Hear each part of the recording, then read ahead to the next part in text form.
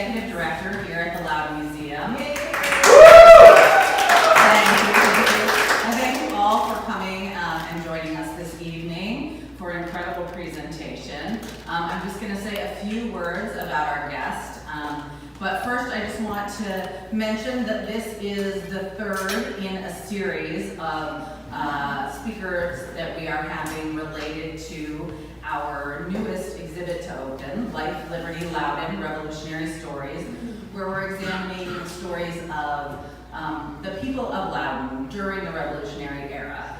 There were no Revolutionary War battles fought here, but there was plenty going on that supported the war, and in some instances, there were certainly folks who were not in favor of this course of action. And so we'll learn more about both of those kinds of things from Ken. So Ken Bancroft is a man of many talents. He is a public historian, an incredible researcher, and a writer, and that's what brings him to us today. But he also has a long, illustrious prior career in professional sales. So he is a man of many talents. And with that, I will turn it over to Ken, and I thank you all again for being here this evening.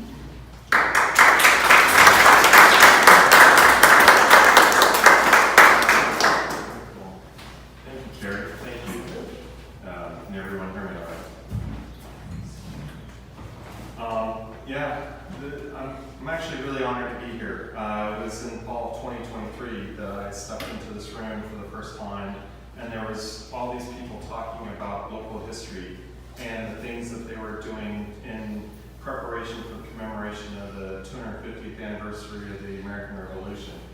And it just inspired me, and I was at a turning point in my career, and I knew at that moment that this is what I wanted to do. And so I changed my master's in public history, and here I am. So thank you very much.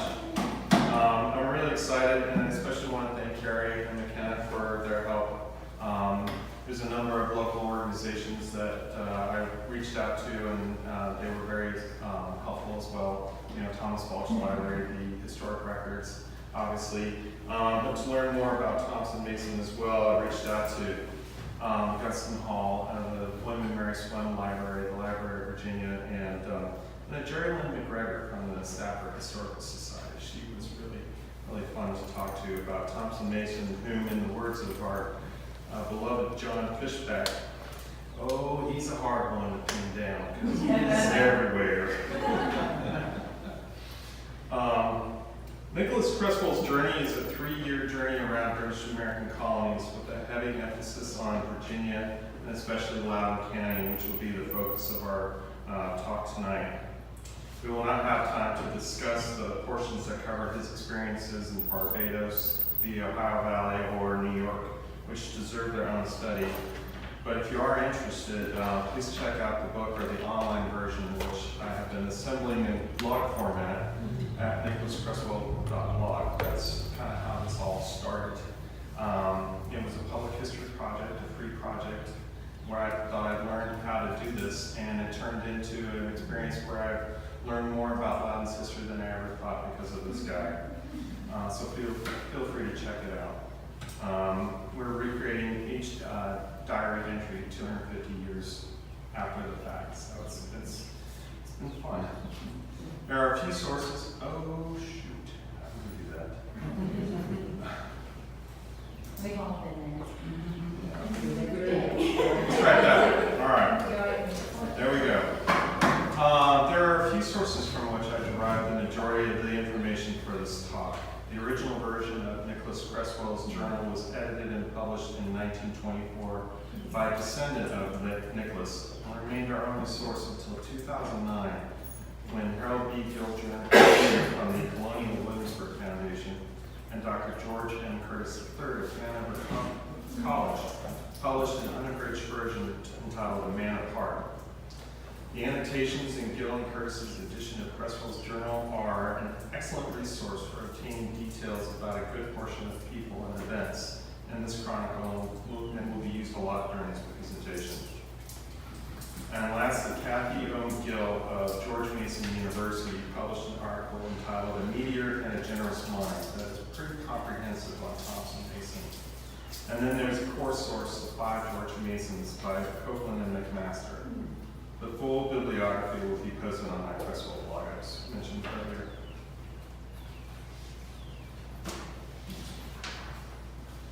Sunday, November 27, 1774, got to Leesburg, 40 miles from Alexandria.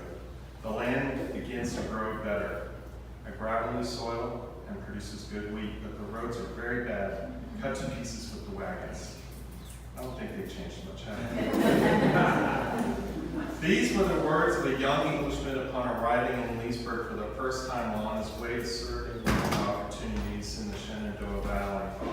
Over the next few days, he began to become acquainted with the town, the people, and the surrounding areas of Loudoun County, keeping a record in his journal that was his constant companion since arriving in the American colony 6 months prior. But what was intended to be just a rest stop along his road of ambition, Leesburg and the county became a shelter from a revolutionary storm that disrupted Nicholas Cresswell's schemes and left him to comment just a year later. Find myself low, spirited, and short, almost stupid sometimes, continually unhappy. Now, he was also out the night before with a bunch of Scottish friends, and he was probably really hungover. But nevertheless, that misery he expressed was a culmination of his economic failures and the unfortunate timing of walking into a crisis of confidence in the imperial relationship between colony and parliament. It was a turning point that Cresswell did not understand or embrace. This put him in a dilemma as a person inimical to the rights and liberties of America, constantly under watch and fearful of imprisonment or impressment by the local committee. He ultimately determined his only option was to return to England, but suspicion made that impractical. His saving grace came from someone few could imagine, a patriot with strong political and familial ties to the revolutionary cause. Thompson Mason provided assistance when few others would, and an account only recorded by its beneficiary. It is a memoir that should be considered in assisting with the narrative of the era, especially our local history. It's not too often we get to see from the other side of the historical narrative. The journals of Nicholas Cresswell offer a unique primary source regarding the social, political, and religious life in the colonies on the eve of the Revolution, from what can be described as a Tory point of view. As a personal journal set during the War for Independence, Cresswell's is not one that focuses on military campaigns, but accounts of everyday life. He bore witness to the escalating discontent of the mother country, which culminated with news of rebel clashes and finally war. He recorded dismissive thoughts about the local militia, Congress, and the wretches crying for independence. Because of this, he was frequently in near dire straits with committees tasked with enforcing the Continental Association, about which Cresswell supplies much needed information. But his journal also kept an account of the people and merchants, their homes and their shops in Loudoun County and wherever he traveled in the colonies. His incredible ability to make friends offered him the occasion to be introduced to a who's who of the Revolutionary War, including Thomas Jefferson, Patrick Henry, Francis Peyton, and General Howe. It was that amiability that put him in the care of Thompson Mason, creating an unlikely friendship between a Tory and a Patriot. Now, Nicholas was born on January 5th, 1750 in Edale, Derbyshire, England, in the heart of the Peak District National Park, right there at the terminus of the Pennine Way, at the bottom of that red squiggly line there. According to what I've been told, it's very, very beautiful there. But its current population is just under 300, so one can imagine what that farming village was like 300 years ago, or 250 years ago, and why a young man glad might be tempted to leave. Just after his 24th birthday, Cresswell put pen to paper and began recording his daily thoughts with that youthful bravado. I have been studying and deliberating for a long time how to shape my course in the world, and on this day come to a determined resolution to go to America. Adding that I am determined to make voyage to Virginia, as I like the situation of that colony the best. It was not a popular decision with the family, especially his father. And and his true motives were never fully discussed in his diary, but he eventually secured his family's blessing and a letter of introduction to the son of a town blacksmith who had already settled as a merchant in Alexandria and Leesburg, Virginia. With a matter of weeks, he secured passage on the vessel Molly out of Liverpool, which had a load of cargo destined for port on the Rappahannock River in Virginia.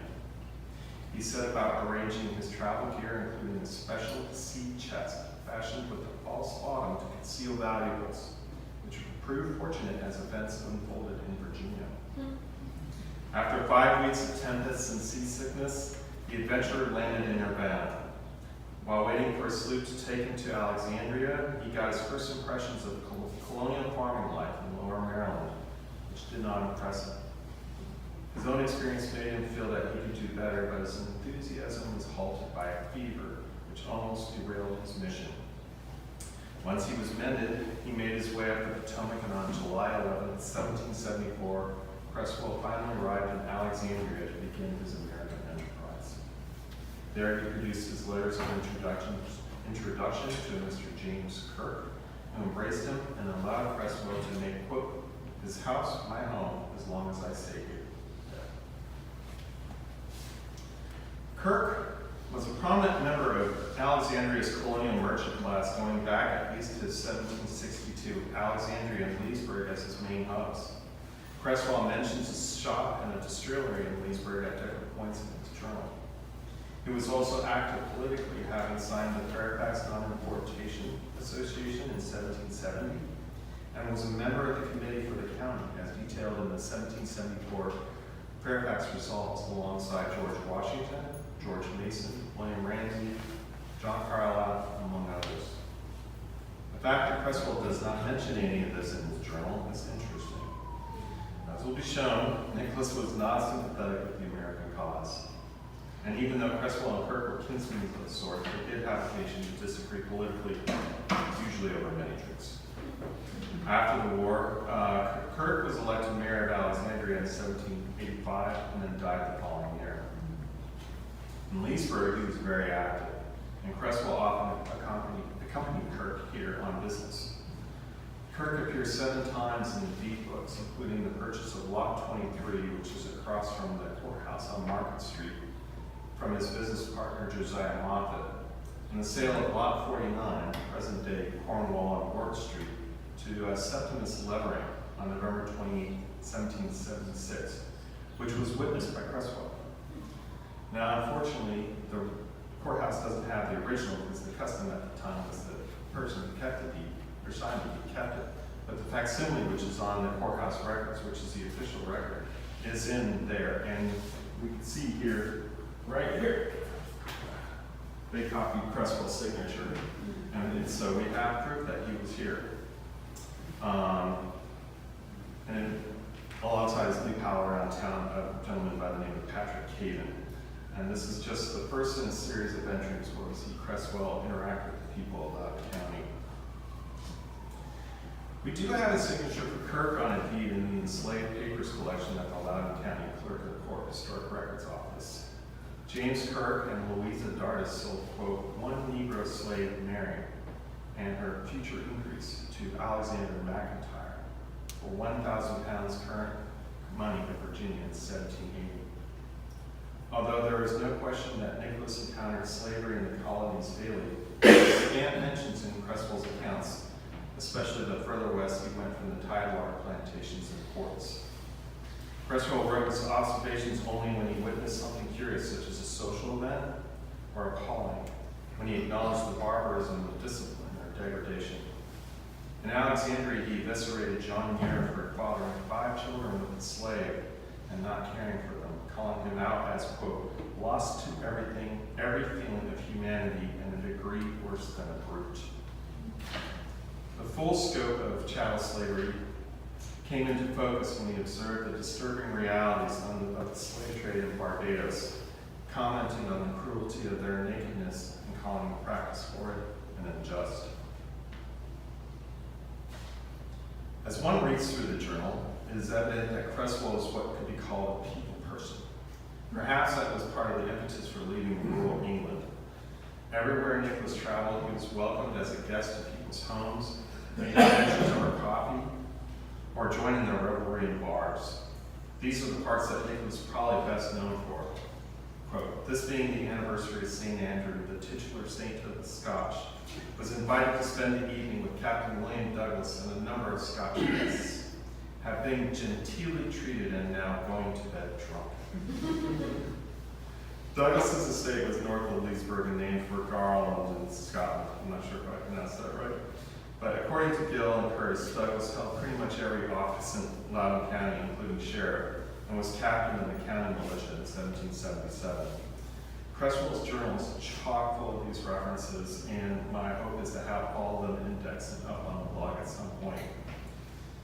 Aside from Kirk, Patrick Caven was Creswell's constant companion throughout his entire tenure in Loudoun County. Creswell mentions him no less than 34 times in his journal. The only other person to have that distinction in his journey was Constable Mason with 23. Creswell regarded him as an honest and sincere young man. He first met him while lodging at Mrs. Sorrell's, and they appeared to become fast friends because he was everywhere with Creswell whenever he was in Leesburg. Likely, too, that they had similar opinions regarding the brewing trouble with the Burgeon Rebellion, as his, quote, sentiments agree with mine. As the climate turns against those who were not agreeable to the colonial cause, the so-called Tories, Caven and Creswell kept to each other, especially on May 24th, 1776, when there was a, quote, great riot in town about Tories, and, quote, Mr. Caven obliged to hide himself. Caven appears to have been very active in the Leesburg real estate market, as can be seen in the Loudoun County Deed Index. And even Nicholas noted his enterprise on occasion to, quote, collect debts. There's rumor that he was kind of a slumlord, but I don't have proof of that yet. Later in March of 1798, Caven married Sarah Baker, and that's kind of where the thread ends. It is believed that his grave is by his house over on Birch Street by the old Methodist cemetery. Like many in that time, the paucity of concrete markers in the record leaves us for wanting more. But at least there are pieces such as Creswell's journal that can help add the details to the story. Creswell really wanted to set up life as a farmer here in the colonies, and he got excited when Mr. Kirk told him that they exported 100,000 bushels of wheat and 14,000 barrels of flour from this port near in Alexandria that last year. Quote, here's as good as wheat as I ever saw, brought to this market from the back country.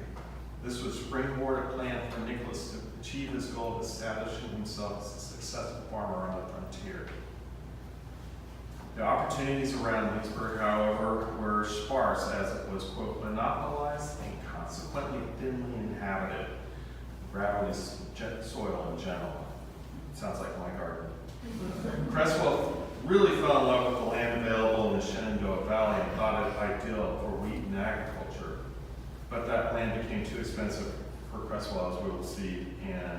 But with the help of Mr. Kirk and Mr. Seidenhoff, a gentleman, Richard from Bladensburg, Maryland, they would involve him in a land speculation deal in the Illinois country if he could serve it. Unfortunately for our budding colonial entrepreneur, he experienced 3 critical setbacks which impacted the outcome of his excursion. The first of which immediately depleted him of his monetary resources for this enterprise. Before he could get settled into Alexandria and start planning his operation, a violent flux took over him, and the only prescription was a warm climate of Barbados. Who wishes they had that doctor? Borrowing money on a line of credit from his father to pay for his travel expenses, Creswell also sold all his hardware in exchange for sea bread in hopes of making a profit while rehabilitating. Although his enterprise in Barbados was decently enjoyable, his financial scheme was a disaster. Competition from Philadelphia merchants ruined his chances for making a profit, and when he opted to exchange the sea bread for cotton to sell back in Virginia, the shipment was lost in a storm on the return trip at sea. Nicholas's second setback was a culmination of his failed excursion to obtain land in the Illinois country as part of his plan to set up life as a colonial farmer.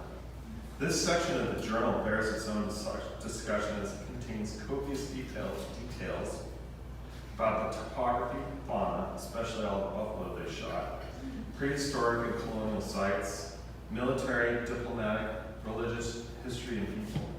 In fact, these entries have informed other works on colonial frontier culture in Kentucky and Ohio. Most importantly, Cresswell frequently encountered the Native Americans who were living in the area, and in particular fostered a relationship with members of the Delaware tribe. This 6-month excursion had a huge impact on Cresswell, including developing, quote, a great regard for the Indians, but nonetheless it left him without land or prospects and penniless upon his return. The third, which would be his primary antagonist and narrator of Cresswell's American experience, germinated as he was making his departure for Virginia. Parliament began passing a series of laws beginning with the Boston Port Act of March 31st, 1774, known as the Coercive Acts or the Intolerable Acts, in response to the damages caused by the Boston Tea Party in December of 1773. Whether he was aware of this or not is not known. Within 2 weeks of his arrival in the colonies, he commented that, quote, nothing talked of but the blockade of Boston Harbor. The people seemed much exasperated at the proceedings of the ministry and talked as if they were determined to dispute the matter with the sword. This turn in relations between colony and crown would supersede and inhibit any ambition for the young man as imperial crisis evolved to independence. His observations grew more terse as his failure to comprehend the circumstances deteriorated into despair. Primarily, this is because he broke the old rule. Even though he's seemingly well-liked, and he was always a guest at someone's house or party, he could just not avoid talking about politics. Quote, at dinner, had a long dispute with Dr. Jackson about the origin of the present proceedings. Most of the company agrees that I had the better of the argument, but never so much embarrassed in my whole life. Cresswell never overtly stated his political affiliation or belief in his journal, at least initially. He was not attached to the colony long enough to appreciate the American cause. But he didn't come across as a headstrong royalist either. Coming from a small 18th century rural village, it's not hard to imagine that he grew up more conservatively. It is safe to say that he was resistant to change, especially because of the chaos of the rebellion and how it was impacting his plan. By the time he witnessed the reading of the resolutions of the First Continental Congress, he ruefully commented, I look upon them as insults to the understanding and dignity of the British sovereign and people, and in hopes that petitions will never be granted. Church became a political nuisance for Cresswell as well. Quote, heard a sermon preached by the Reverend David Griffin, a political discourse. Indeed, there is nothing else to be expected now. Even calling Griffith a hot-tempered rebel after having lunch with him and his wife. Griffith was the minister of Shelbourne Parish at the time when he joined the 3rd Virginia Regiment as the chaplain and the surgeon, and finished up as the minister of Fairfax Parish after the war. The Methodists in town fared no worse for Cresswell's anger, calling their sermons, quote, bombast, noise, and nonsense, and overall, quote-unquote, religious hacks, or whacks. Nicholas did enjoy his time with the Quakers in the county, but their, quote, grunting and groaning 2 or 3 hours made him deem it, quote, a stupid religion. He reserved his pure disdain, though, for the Presbyterians, calling them, quote-unquote, religious scoundrels, blaming them for his current predicament as a, quote, chief instigators and supporter of the unnatural rebellion, including Thomas Paine as, quote, some Yankee Presbyterian member of Congress after Common Sense was published. As the locals became more militarized, Cresswell dismissed them as a, quote, ragged crew, and could not hold back his disdain in his journal as the war progressed. The 6th Virginia Regiment passed through Leesburg on their way to what would be the Battle of Trenton as part of General Stevens' brigade, of whom Creswell ridiculed as, quote, a set of dirty, ragged people, badly clothed, badly disciplined, badly armored. He further eviscerated a company under the command of Captain William Johnson, calling them, quote, a set of rascally servants and convicts, most of them just purchased from their masters, a ragged crew indeed. His vocal inability to embrace the revolutionary spirit, however, grew increasingly precarious for his personal liberty. As someone who had just arrived from England, it was easy for the colonists to consider him as an outsider, especially as he became aware of his opinions. Even though he was mindful that he needed to appear a little wiggified, it became commonplace for Nicholas to write down how the committee are going to take me up for a spy. Now, the committees were created by the First Virginia Convention in August of 1774 to persuade Parliament to repeal the coercive acts through boycott. Implementation of the non-importation agreement would be at the local levels in the towns, cities, and counties. This action was subsequently adopted by the First Continental Congress in October, codifying the embargo and its enforcement through the Continental Association. These committees, which would later be known as committees of safety, by necessity became the default local government, especially in Virginia, when the royal governor had abdicated the capital. The non-importation jurisdiction included inspection, public notification, and then ostracism unless the merchant could prove their innocence. But it quickly became a means to suppress loyalism. Creswell reflected how, quote, a man suspected of loyalty, which in this place was more heinous a crime than sinning against the Holy Ghost, is in far more danger by far than a woman suspected of witchcraft. Adding that the, quote, instigators and supporters of this unnatural rebellion honor the loyalists with the title of Tory, atheist, deist, or the most opprobrious name that the inveterate mouse can invent. Creswell's language is very colorful and entertaining, but informative of the situation on the streets and the harbors. For example, Nicholas recorded how public participation in the committee's business could get out of hand. Quote, everything here is in utmost confusion. Committees are appointed to inspect into the character and conduct of every tradesman, to prevent them from selling tea or buying goods from manufacturers. Some of them have been tarred and feathered, others had their property burnt and destroyed by the populace. Creswell himself was under similar circumstances, recording that, quote, I am suspected of being what they call a Tory, that is a friend to my country, and am threatened with tar and feathers, imprisonment, and the devil knows what. Curse the scoundrels. The committees also took it upon themselves to inspect the mail, especially if it involved anybody about whom they suspected of espionage. Quote, no letters from home. I'm afraid none will arrive while the times are in such confusion. The rascal sees all foreign letters. Unfortunately for Creswell, he did not realize that this monitoring by the local committees also applied to outgoing mail. Just before he departed out west on that land scheme with Mr. Kirk and Sidebottom, Creswell wrote a few letters back to his friends at home in England, expressing his displeasure and his opinions about this current state of affairs. Unbeknownst to him, his letters were reviewed, and evidently they did not appreciate his characterization of the rebellion. These letters were rushed to the Alexandria Committee with, quote, orders to secure my person as one inimical to the rights and liberties of America. Since he was away, they were held onto by the chairman awaiting his return, about which he was informed on October 20th of 1775.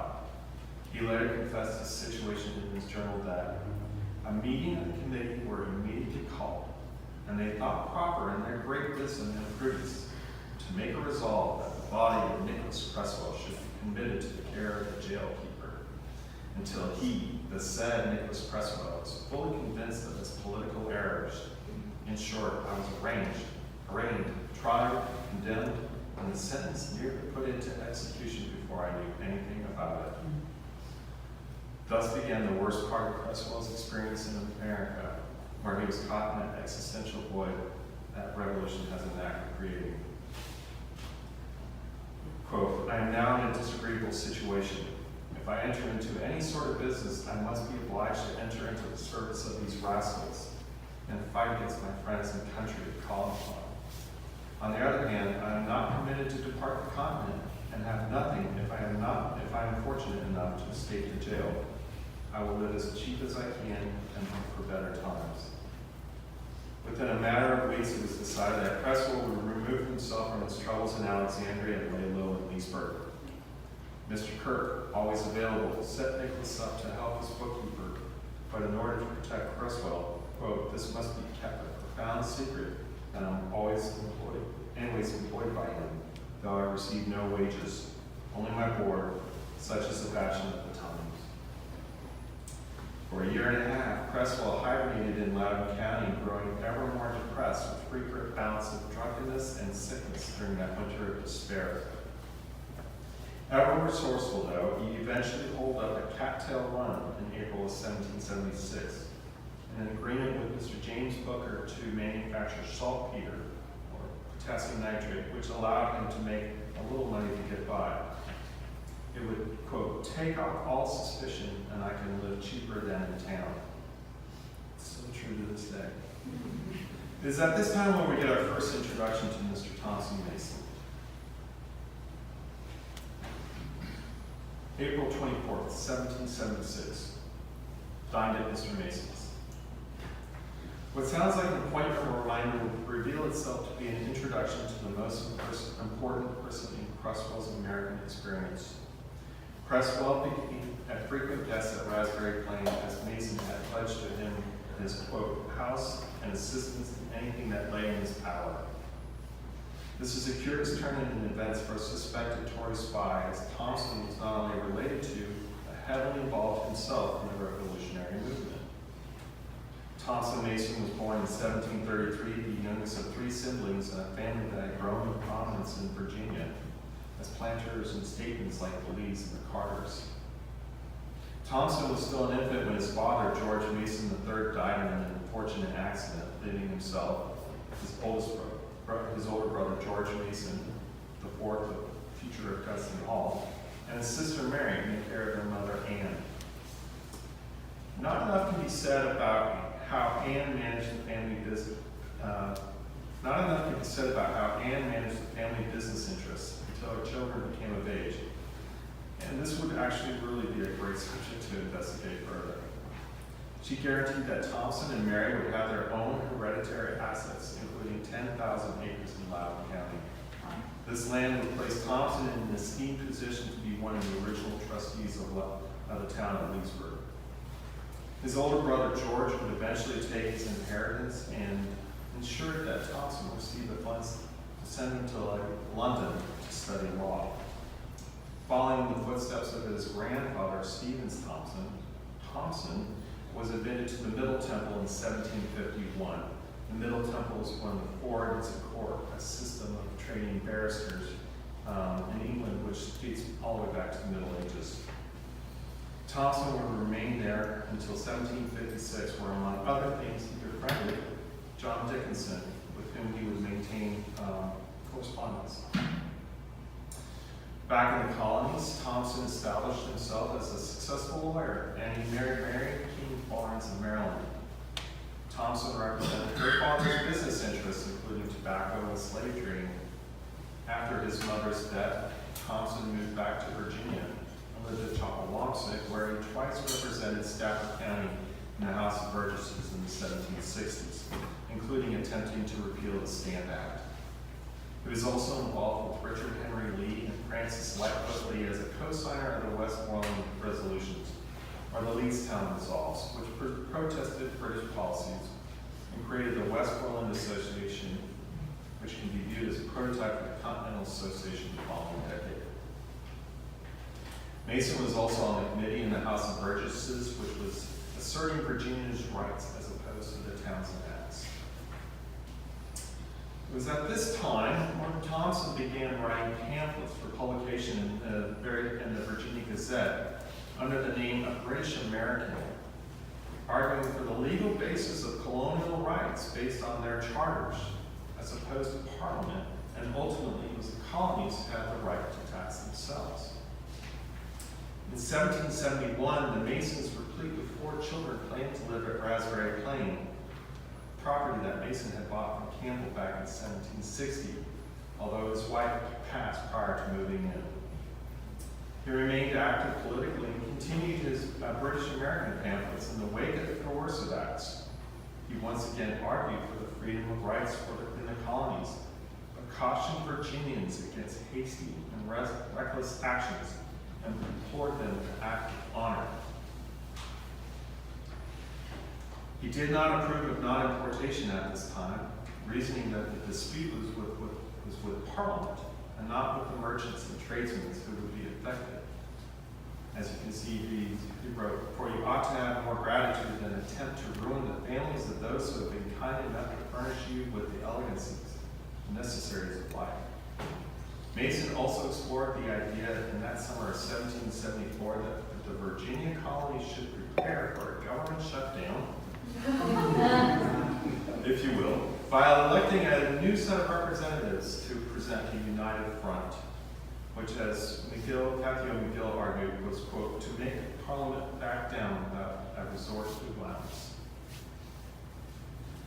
Mason further laid out a legal case, if you will, that all laws passed since the reign of James I in 1607 should be ignored, not just specific laws like the Tea Act.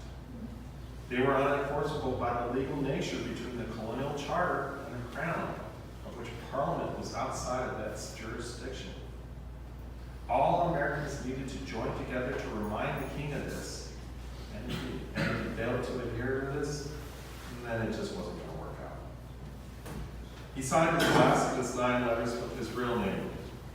Quote, "I do not wish to survive the liberty of my country one single moment. And because I think it in some measure dishonorable to skulk under a borrowed name, I'm neither afraid nor ashamed to avow that these letters were written by the hand and flowed from the heart of Thompson Mason." Even though he represented Loudoun County during the First Virginia Convention in 1774, he was not elected to the Continental Congress.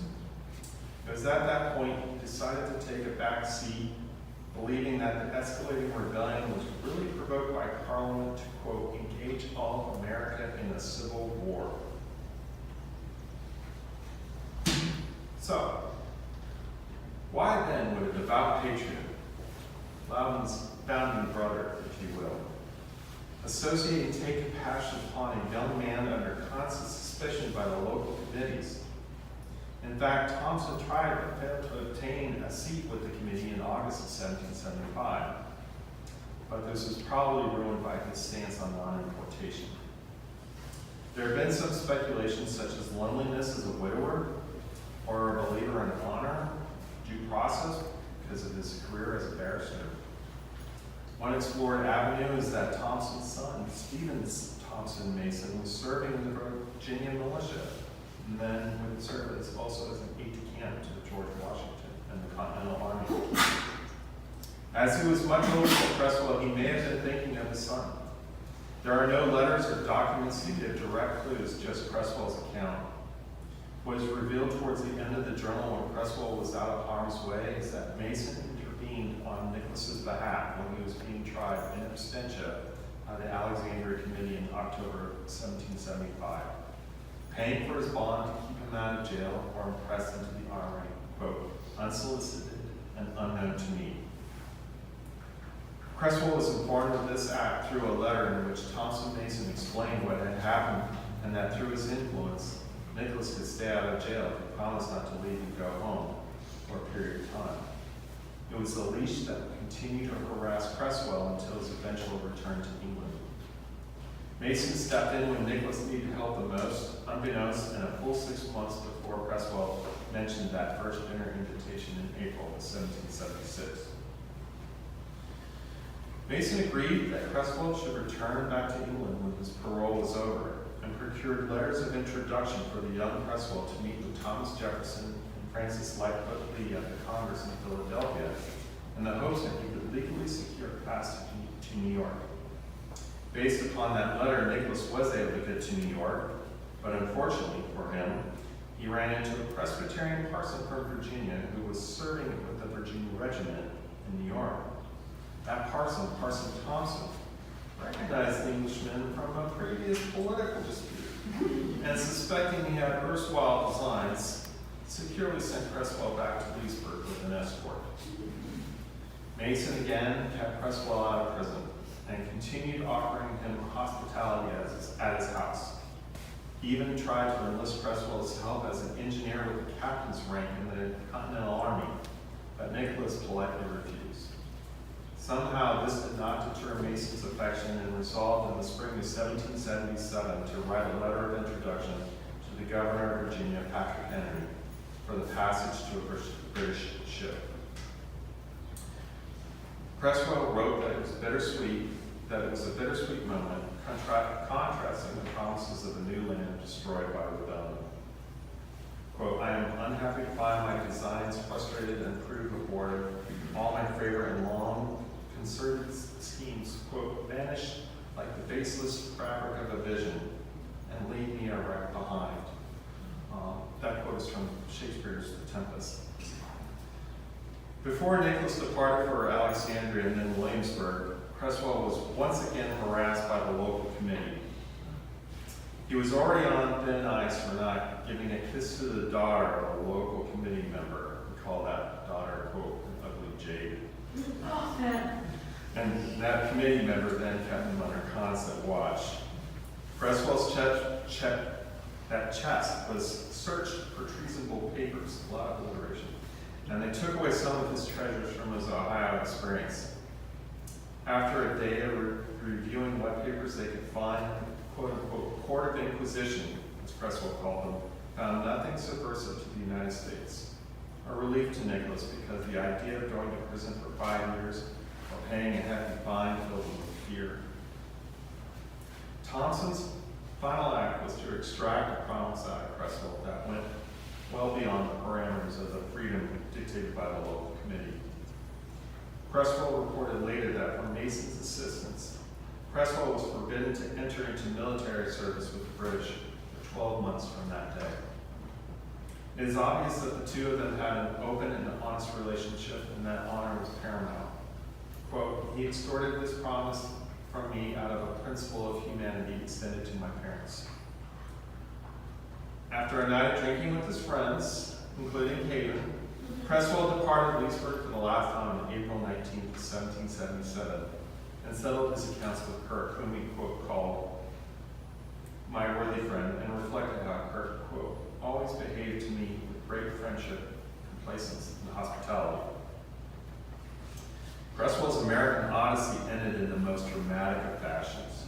Once in Alexandria, he met up with a Scotsman, Colin Keir, whom Creswell claimed was a stranger but a good Christian. They boarded a pilot boat that was heading down the Potomac and arrived in Hampton, only after a brief delay at Cedar Point, where Mr. Keir, quote, had some business, but was not able to complete it due to the bad weather. That business was to collect a group of English prisoners that they had helped escape from Alexandria jail. Evidently, Keir and Creswell coordinated with a few other colluders in Alexandria to procure arms, ammunition, and provisions, as well as a promise to pick them up downriver after their escape. When Keir was not able to make it to shore at Cedar Point, most of the escapees decided to have a go for it, and eventually made it to a man of war over in the Delaware Bay. According to Creswell, a newspaper advertisement offered, quote, a reward of $200 for taking Colin Keir and Nicholas Creswell as the two villains that contrived, aided, and assisted the Tory sailors and soldiers that were confined in Alexandria jails to make their escape. As remarkable as that escapade was, it was not Creswell's last. Once in Williamsburg, Nicholas finally had his chance to petition Governor Henry to legally leave Virginia. Henry denied him passage to the British ships in the bay, but gave him permission to try and board a few of the other ships from other countries that might appear within the next month. Now, this wouldn't do for Creswell, as sure the news of the jailbreak would reach Williamsburg soon, so he was resolved to risk passage. With the help of Keir, they hired a boat under the ruse to transit to a friend in the bay. put the crew down below, and made it to a British man-of-war. From there, they made it to New York, where Cresswell kept his promise to Mason. After answering General Howe's questions about the affairs in Virginia, and if there was, quote, any friends to the government there, not really. Cresswell further explained his reasons for not being able to join the King's Army, to which Howe, quote, seemed to approve of my honorable resolution. Nicholas was granted permission to board a ship bound for England, which he was able to do 2 months later. It is during that time that Nicholas's exposition filled in the gaps of the narrative when Cresswell was under constant watch by the local committees in Virginia. On July 20th, 1777, just over 3 years from when Nicholas arrived in America, he boarded a ship and made his way to England. For a month, he picked around London, and then eventually made his way home in Edo, where he found an overjoyed mother and a father who was pleased, but reminded him to, quote, shear or bind the corn tomorrow. He kept up his daily writing for a couple more weeks when he summarized his mood, quote, there is such sameness in my life at present, it is not worthwhile to keep a journal. To which he commented after a 4-year hiatus, my rambling is now at an end. Eventually, Cresswell would get married and had a family. He passed on the July 26th of 1804 at the age of 54. His journal was not published until the Senate made it public in 1924. Thompson Mason would serve in the New Virginia House of Delegates representing Loudoun County in 1777, and then remarried in November of that year. He left Loudoun County to serve as a delegate for Elizabeth City County and then back to his roots in Stafford County and Chappaquiddick. He would leave Raspberry Plain to his son along with its enslaved community, a topic that was necessary to explore further. One of his last undertakings was to introduce a bill aimed at excluding former royalists from residing in Virginia. It was never acted upon, but one can only speculate if Cresswell's final act had any influence on that. Mason's legacy is complicated by a paucity of personal historical evidence, and perhaps the success of his older brother, who famously went on to influence the Bill of Rights.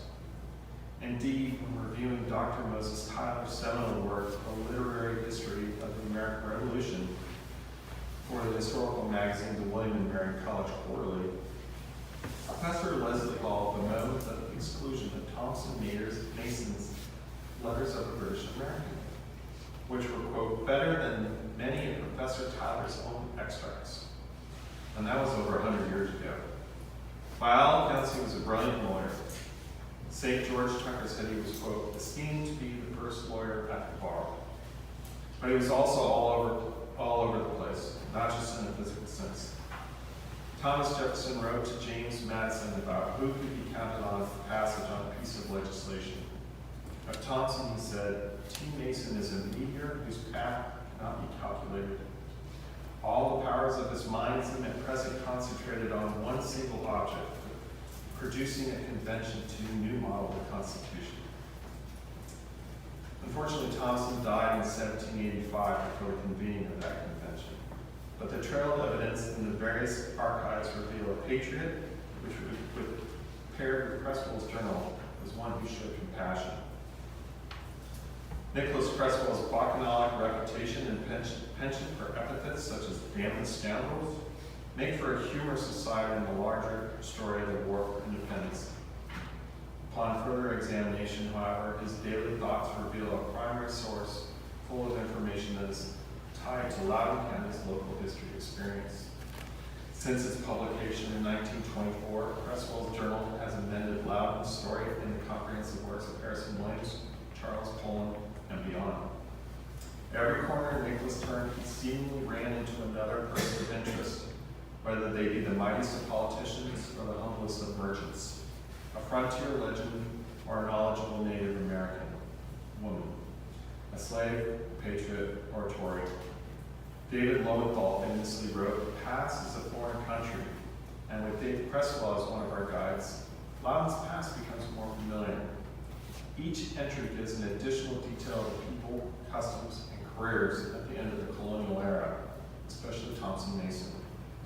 These scraps of evidence need to need to keep being examined, which is why when we read Beyond the Nights of Debauch and the imprecations against the rebels, Cresswell's account is both informative and human about life on the home front during the revolution. My rambling is not an end.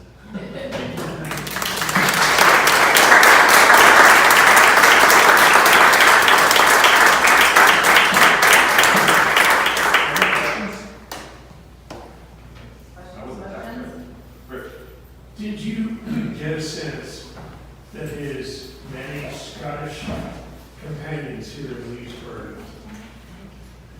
were under the radar, keeping their mouths shut, Tories?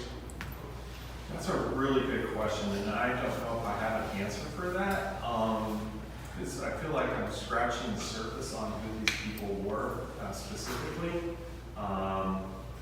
You know, being that they were from, I mean, correct me if I'm wrong, the Church of Scotland was the Presbyterians, right? And they would seem to be the ones that were most rascally, in Cresswell's opinion. So, I'm not sure about that. But it's something that, like I said, you know, this journal, when you start to dive into it, it opens up more and more rabbit holes, as we like to say. So I will keep that in mind. Yeah, thank you. Any other questions? Can we plug the next Nicholas Cresswell program? May I say? Please do. So there's a great living history experience. Next Wednesday at 5:30 at Loudoun Manor here in town, we have a Nicholas Cresswell program, very different from what Ken has just done, but complimentary. We have a member of our 250th committee here in Loudoun who portrays Nicholas Cresswell. And Rich and I will be talking along with him, setting the stage. You'll hear a little bit of what Ken had alluded to, certainly, but you'll hear a lot more of Cresswell's own words as he's reading from his journal. So you'll be going with a lot more information than what people have because of what you've heard about Thompson Mason in particular. So if you'd like to come to that, go online to the George C. Marshall Center at Loudoun Manor. We can get it's a $5 or $10 ticket to come to that. Thank you. You're welcome. Yeah, it's really fun. Absolutely. Well, with that, I want to give our heartfelt thanks again to Ken and to all of you for joining us this evening. We hope you'll keep an eye out for additional programs here at the Loudoun Museum that relate to the semi-quincentennial anniversary of the fight for independence and for the other events around town produced by other groups who are part of the Loudoun VA 250 committee. There's a lot happening, particularly between now and the 4th of July, but then throughout the rest of the year as well. So thank you all for coming. Thank you, Ken, and enjoy.